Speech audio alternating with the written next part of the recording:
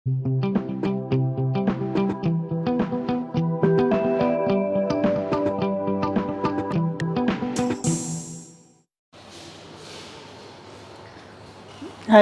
नमस्ते स्टूडेंट्स। आज हम पाठ्यक्रम निर्माण में जो ये दक्षता विषय एवं छात्र केंद्रित उपागम का अध्ययन करेंगे कि पाठ्यक्रम के निर्माण में बहुत सारी बातों की आवश्यकता होती है। पाठ्यक्रम अपने आप में एक बहुत ही व्यापक शब्द होता है। पाठ्यक्रम निर्माण ऐसा होना चाहिए उसका छात्र का ऑल ओवर डेवलपमेंट होए। तो सबसे पहले हम पढ़ेंगे दक्षता, कंपेटेंसी। दक्षता का मतलब होता है छात्र को योग्य बनाना, निपुण बनाना। छात्र जब पढ़ाई करके विद्यालय से बाहर निकले तो वो किसी भी कार्य को आसानी से कर सके, वो अपने रोजगार को लेकर इधर उधर भटके नहीं। तो छात्र को सबसे पहले दक्ष बनाना। दक्षता में सबसे पहला हमारा आता है पॉइंट आता है अवलोकन, ऑब्जर्वेशन। अवलोकन पाठ्यक्रम का एक बहुत ही महत्वपूर्ण बिंदु है। छात्रों को हम अवलोकन के माध्यम से बहुत सारी बातों का ज्ञान करा सकते हैं। हम प्रत्येक विषय के अनुसार हम छात्रों को अवलोकन करा सकते हैं। जैसे भूगोल पढ़ाते हैं तो हम उनको फील्ड स्टडी करवाएंगे, इतिहास में भी फील्ड स्टडी कराएंगे। वहाँ की जो प्राचीन सभ्यता है उनको हम वहाँ पे ले जाकर उनका अध्ययन कराएंगे। उनको सिक्के वगैरह प्राचीन जो भी प्राप्त हुए उनका हम अवलोकन कराकर ही उनको एक ज्ञान प्रदान करेंगे। तो हर विषय का अलग अलग होता है अवलोकन। जैसे हम विज्ञान पढ़ा रहे तो भी हम उन्हें किसी खेत में भी ले जा सकते हैं, किसी बाग बगीचे में भी ले जा सकते हैं और वहाँ ले जाकर हम उनको पत्तियों का, उनको पेड़ों का, मिट्टी का और उनका अध्ययन करा सकते हैं। तो अवलोकन कराने से पाठ्यक्रम जो होता है वो बहुत अच्छा समझ में आता है, छात्र को पूरा समझ में आता है। तो हर विषय के अनुकूल छात्रों को अवलोकन कराना चाहिए। पाठ्यक्रम में इन सभी बातों का ध्यान में रखना चाहिए। फिर विश्लेषण करना कि पाठ्यक्रम में ऐसे टॉपिक या प्रकरण सम्मिलित करने चाहिए जिसको छात्र विश्लेषण करके भी उसका अध्ययन कर सके। जैसे पर्यावरण प्रदूषण है तो पर्यावरण का क्या अर्थ है, परिभाषा है, इसका हम कैसे सुधार कर सकते हैं, विश्व में हम पर्यावरण को कैसे और जागरूक कर सकते हैं। तो प्रत्येक टॉपिक का वो विश्लेषण करके उसका अध्ययन कर सके, ये भी पाठ्यक्रम में सम्मिलित करना चाहिए। फिर आंकड़ों का संग्रहण, छात्रों को विभिन्न तरह के हमें डेटा कलेक्शन करवा कर भी हम छात्रों को और अधिक आगे प्रोत्साहित कर सकते हैं, उनको दक्ष बना सकते हैं, मतलब निपुण बना सकते हैं। हम उन छात्रों को फील्ड में ले जाकर उन्हें उस समस्या से संबंधित डेटा कलेक्शन करने के लिए कह सकते हैं। हम प्राथमिक स्रोत के आधार पर उनको डेटा कलेक्शन करने के लिए कह सकते हैं। छात्रों को हम छोटी छोटी समस्याएं देंगे या कोई भी प्रोजेक्ट वर्क देंगे जिसे वो उसका डेटा कलेक्ट करके और उसका अध्ययन करेंगे, तो ये ज्ञान उसका स्थायी रहेगा। हम जैसे उसने छोटी समस्या भी दे देंगे, जैसे हम बाल विवाह की समस्या दे दें या समाज की और भी कोई भी समस्या दे दे, पर्यावरण संबंधित समस्या दे, कोई भी समस्या दे दे, उसके लिए हम उन्हें डेटा कलेक्ट करने के लिए कहेंगे। वो डेटा कलेक्ट करके लाएंगे, उनका एनालिसिस करेंगे तो ज्ञान उनका स्थायी रहेगा। फिर मस्तिष्क उद्वेलन, ब्रेन स्टॉर्मिंग में पाठ्यक्रम में ऐसा होना चाहिए कि छात्र को जो मस्तिष्क उद्वेलन हो, मतलब उनके वो उस पर सोच विचार करे, उसमें कुछ खोजबीन करे, ऐसा पाठ्यक्रम का निर्माण करना चाहिए। विज्ञान, भूगोल आदि में उन्हें ऐसे टॉपिक दिए जाने चाहिए या ऐसी कोई समस्या दी जानी चाहिए जिससे उनका ब्रेन स्टॉर्मिंग होवे। फिर सृजनात्मकता, छात्रों को दक्ष या निपुण बनाने के लिए उसमें सृजनात्मकता विकसित हो, ऐसा भी पाठ्यक्रम में सम्मिलित करना चाहिए कि उसकी क्रिएटिविटी का निर्माण हो और जो भी उसके अंदर क्रिएटिविटी है वो बाहर निकले।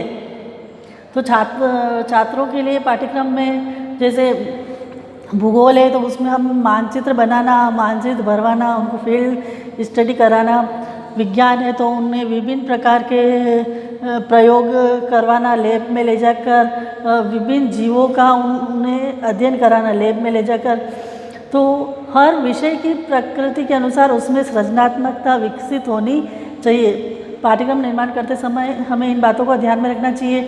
पाठ्यक्रम के बीच में हमें छोटे छोटे प्रश्नों का भी निर्माण करना चाहिए, जिससे छात्रों की एक्टिविटी हो, मस्तिष्क उद्वेलन हो। हम छोटे छोटे बीच में प्रश्न निर्माण करेंगे, छात्र उनका उत्तर देंगे और उनकी ब्रेन स्टॉर्मिंग होगी। तो पाठ्यक्रम निर्माण करते समय हमें इन सभी चीज़ों का ध्यान में रखना चाहिए, जिससे छात्र निपुण बन सके उसको पढ़ के। फिर एक विषय केंद्रित उपाय।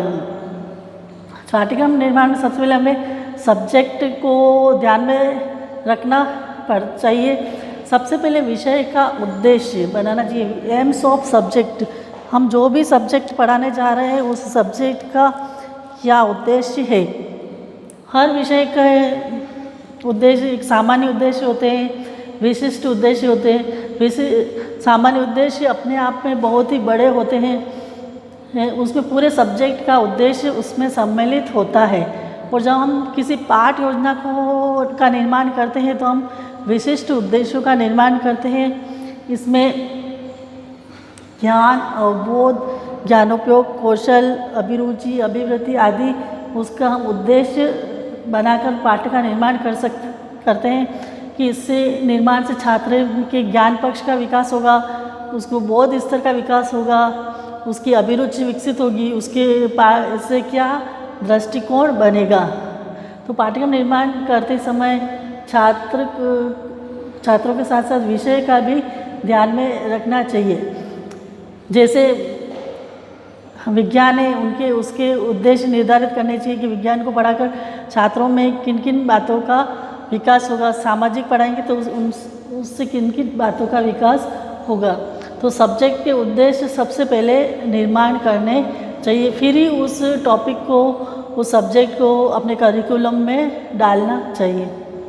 फिर विषय की प्रकृति, नेचर ऑफ सब्जेक्ट। हम जो पढ़ा रहे हैं उसकी प्रकृति कैसी है, भूगोल है तो भूगोल की प्रकृति कैसी है, सामाजिक है तो इसकी प्रकृति कैसी है, हिंदी है तो हिंदी की प्रकृति कैसी है।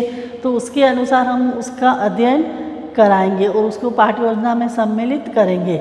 हिंदी के लिए भी हम छोटी छोटी सभी बातों को उस पाठ्यक्रम में सम्मिलित करेंगे। फिर विषय की सार्वभौमिकता। जो भी हम सब्जेक्ट लें वो केवल उस क्षेत्र तक ही सीमित नहीं रह जाए, बल्कि वो पूरे विश्व में फैला हो, मतलब वो सार्वभौमिक होना चाहिए, उसमें यूनिवर्सल ट्रुथ होना चाहिए। फिर विषय की उपयोगिता। फिर जो भी पढ़ा रहे हैं वो सब्जेक्ट छात्र के लिए उपयोगी होना चाहिए। सामाजिक पढ़ा रहे हैं तो सामाजिक हम क्यों पढ़ा रहे हैं, उससे सामाजिकता की भावना की विकास हो, नैतिक मूल्यों का विकास हो, बच्चों में सहयोग की भावना आए। भूगोल है तो भूगोल को पढ़कर छात्र मानचित्र का निर्माण कर सकेंगे, छात्र दूरी का ज्ञान कर सकेंगे कि और उस स्थान की स्थिति कैसी हो, तो उस सब्जेक्ट की उपयोगिता भी होनी चाहिए और उन्हीं सब्जेक्ट को पाठ्यक्रम में सम्मिलित करना चाहिए। और समय के अनुसार पाठ्यक्रम को बदलते भी रहना चाहिए कि किस सब्जेक्ट की वर्तमान में मांग है या कौन सा सब्जेक्ट अभी वर्तमान परिस्थितियों के लिए अच्छा है। तो उस विषय की उपयोगिता को देखकर उसे पाठ्यक्रम में सम्मिलित करना चाहिए। फिर जो भी अनुपयोगी विषय हो उन्हें पाठ्यक्रम में सम्मिलित नहीं करना चाहिए। फिर विषय संबंधित संसाधन। जो भी हम पाठ्यक्रम में विषय ले रहे हैं उनसे संबंधित जो भी रिसोर्सेज है वो भी छात्र को उपलब्ध कराने चाहिए। ऐसा पाठ्यक्रम का निर्माण हो, जैसे विज्ञान है तो विज्ञान के लिए प्रयोगशाला हो, भूगोल है तो भूगोल के लिए प्रयोगशाला हो, खेल के लिए खेल का मैदान हो, कंप्यूटर है तो कंप्यूटर के लिए लैब हो, छात्रों के भौतिक संसाधन हो। तो सभी उस सब्जेक्ट से संबंधित सारे रिसोर्सेज भी छात्रों को उपलब्ध कराने चाहिए ताकि छात्र उसका अधिक से अधिक उसका ज्ञान को उपयोगी बना सके। फिर ये शिक्षण विधियाँ। फिर प्रत्येक विषय की एक अपनी अलग अलग शिक्षण विधियाँ है। उन शिक्षण विधियों को ध्यान में रख के ही सब्जेक्ट को पाठ्यक्रम में जोड़ना चाहिए। साइंस को प्रयोग विधि से पढ़ाना चाहिए, प्रदर्शन विधि से पढ़ाना चाहिए। हिंदी है तो हम उसे आगमन, निगमन आदि विधियों के माध्यम से पढ़ा सकते हैं। तो जो विधि जिस पाठ्यक्रम के लिए उपयोगी है वो उसे पाठ्यक्रम में सम्मिलित करना चाहिए। जैसे हम सामाजिक पढ़ा रहे तो हम उनको पपेट वगैरह के माध्यम से भी बच्चों को उसका ज्ञान प्रदान कर सकते हैं। जैसे सामाजिकता की भावना का विकास करना है, दहेज प्रथा का बताना है, उपभोक्ता का बताना है, तो हम उसमें पपेट शो करवा के बच्चों का रोल प्ले करवा कर आदि ऐसी जो शिक्षण विधियाँ है उसको अपना कर हम पाठ्यक्रम को निर्माण कर सकते हैं। फिर छात्र केंद्रित उपागम। छात्र केंद्रित उपागम ये बहुत ही मोस्ट इम्पॉर्टेंट है। इसमें पाठ्यक्रम या करिकुलम का निर्माण करते समय हमें उन विषयों को लेना चाहिए और जिससे छात्रों का सर्वांगीण विकास हो। फिर हम जब जो विषय तो ले रहे हैं, लेकिन अब हम उसमें कौन से पाठ का चयन करें, कौन से प्रकरण का चयन करें जो छात्र के लिए अधिक उपयोगी हो, छात्र का उससे सर्वांगीण विकास हो, उसे पाठ्यक्रम में सम्मिलित करना चाहिए। जैसे हम विज्ञान ले रहे हैं तो विज्ञान विषय का क्या उपयोग है, फिर इससे छात्रों में कौन कौन से गुणों का विकास हो सकता है। छात्रों के लिए खेल कूद भवन आदि का निर्माण करवाना चाहिए और शारीरिक स्वास्थ्य वगैरह उनका समय समय पर छात्रों की जांच करवानी चाहिए। फिर एक छात्र केंद्रित शिक्षा। दूसरा छात्र केंद्रित शिक्षा, स्टूडेंट बेस्ड लर्निंग।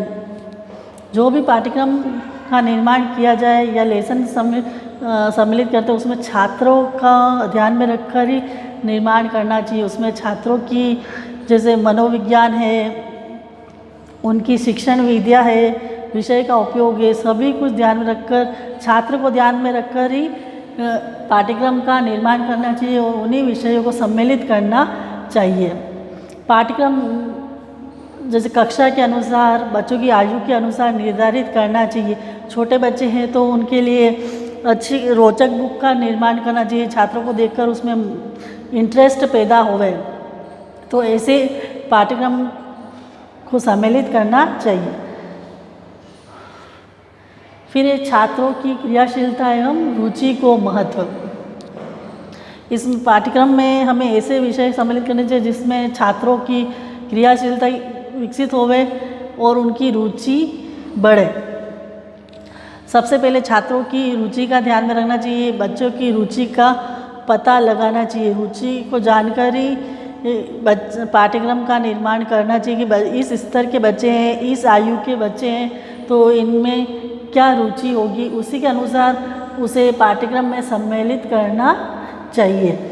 और हर सब्जेक्ट ऐसा हो जिससे में छात्रों की एक्टिविटी बढ़े, उसे एक्टिविटी बेस्ड बनाना चाहिए, चाहे कोई सा भी सब्जेक्ट हो। इतिहास है तो इतिहास में हम कैसे छात्रों को एक्टिव बना सकते हैं, उसका इंटरेस्ट पैदा कर सकते हैं। छात्रों को हम उस फील्ड सर्वे करवा कर वहाँ उस ले जाकर हम इतिहास विषय के प्रति उसमें अच्छी भावना विकसित कर सकते हैं। हम अच्छी उन्हें प्रेरणादायक कहानी घटना सुनाकर भी छात्र को इतिहास के प्रति हम रुचि उत्पन्न कर सकते हैं और उसमें एक्टिविटी उसे बना सकते हैं। तो हर विषय की प्रकृति के अनुसार उसमें एक्टिविटी डालनी चाहिए और बच्चे का इंटरेस्ट को ध्यान में रखना चाहिए। कोई भी ऐसा सब्जेक्ट नहीं है कि उसको सिर्फ हम व्याख्या विधि से ही पढ़ाएं। फिर जैसे है हिंदी है तो हिंदी में बच्चा कैसे क्रियाशील रह सकता है, हम पाठ्यक्रम में क्या सम्मिलित करें जिससे बच्चा हिंदी में भी एक्टिव हो जाए। हिंदी में सिर्फ हम उसे जैसे हम व्याख्या ही नहीं देके बोले ही नहीं, बल्कि हिंदी के लिए हम छोटी छोटी जैसे श्रुति लेके बच्चे की कक्षा और आयु के अनुसार हम विभिन्न प्रतियोगिता करा दे या छोटे मोटे टेस्ट लेकर भी बच्चों की क्रियाशीलता को हम डेवलप कर सकते हैं। हिंदी में हम जैसे बच्चों को श्रुति लेख करवा सकते हैं, निबंध लिखवा सकते हैं, छोटी मोटी हम वाद विवाद प्रतियोगिता करा सकते हैं जिससे उसमें आलोचनात्मक तर्क का विकास हो और छात्रों की क्रियाशीलता बढ़े, इस तरह से पाठ्यक्रम में उसे सम्मिलित करना चाहिए। फिर है कौशलात्मक विकास, छात्रों का स्किल डेवलपमेंट हो ऐसा भी पाठ्यक्रम में सम्मिलित करना चाहिए। छात्र की जैसे ड्राइंग में उसका कौशल विकसित हो, हस्त कार्य में कौशल विकसित हो, संगीत में हो, सामाजिक में हो, तो हर सब्जेक्ट से छात्र में कौशल का निर्माण हो ऐसा पाठ्यक्रम में सम्मिलित करना चाहिए। हर सब जैसे भूगोल में हम मैप पढ़ा कर या मैप बनवा कर और उसे भरवा कर छात्र का हम स्किल का डेवलपमेंट कर सकते हैं। छात्रों को हम विभिन्न मैप बनवा कर, सारणी बनाकर छात्र के कौशल का हम विकास कर सकते हैं। और स्कूल में हम छात्रों के जैसे ड्राइंग, पेंटिंग, वाद विवाद आदि प्रतियोगिता करवा कर भी हम बच्चों की स्किल डेवलपमेंट कर सकते हैं। छात्र में अंतर्मुखी ही नहीं रह जाए, छात्र अंतर्मुखी नहीं रह जाए, बल्कि उसमें वो बहिर्मुखी हो, वो सभी छात्रों के साथ समायोजन कर सके, ऐसा इस पाठ्यक्रम में सम्मिलित करना चाहिए। मतलब कि स्टूडेंट के ऑल ओवर छात्र का विकास हो ऐसा पाठ्यक्रम में सम्मिलित करना चाहिए। फिर है सामाजिक विकास, सोशल डेवलपमेंट। सोशल डेवलपमेंट भी पाठ्यक्रम के माध्यम से हम कर सकते हैं। सोशल डेवलपमेंट के लिए हम बच्चों में कोई भी कार्य दे तो हम उसे ग्रुप डिस्कशन कराए कर हम उसमें सामाजिकता की भावना का विकास कर सकते हैं। छोटे बच्चों की कक्षाओं में हम नैतिक शिक्षा को लागू करके भी हम उनमें सामाजिकता की भावना का विकास कर सकते हैं। तो पाठ्यक्रम बनाते हैं हम, जब कोई भी लेसन प्लान बनाते हैं हम, तो बीच में ऐसे एक्टिविटी बेस्ड बच्चों के लिए क्वेश्चन डालने चाहिए जिससे बच्चे की सामाजिकता की भावना का विकास होवे। फिर वैज्ञानिक दृष्टिकोण। अब छात्र इतना पढ़ने के बाद छात्रों में एक वैज्ञानिक दृष्टिकोण का भी विकास हो, इनको भी ध्यान में रखकर हमें पाठ्यक्रम का निर्माण करना चाहिए। वह किसी भी घटना या तथ्य को उसको रूढ़िवादिता की तरह ही नहीं देखे, बल्कि उसमें कुछ एक वैज्ञानिक दृष्टिकोण भी उसका विकसित होना चाहिए। जैसे सूर्य ग्रहण, चंद्र ग्रहण आदि के बारे में जो लोग भ्रम पाल के रखते हैं वो उनका दूर हो जावे और उसमें वैज्ञानिक दृष्टिकोण विकसित होवे। तो छात्र का ध्यान में रखते हुए ही एक पाठ्यक्रम का निर्माण करना चाहिए जिससे छात्र का अधिक से अधिक उसमें विकास हो सके। धन्यवाद।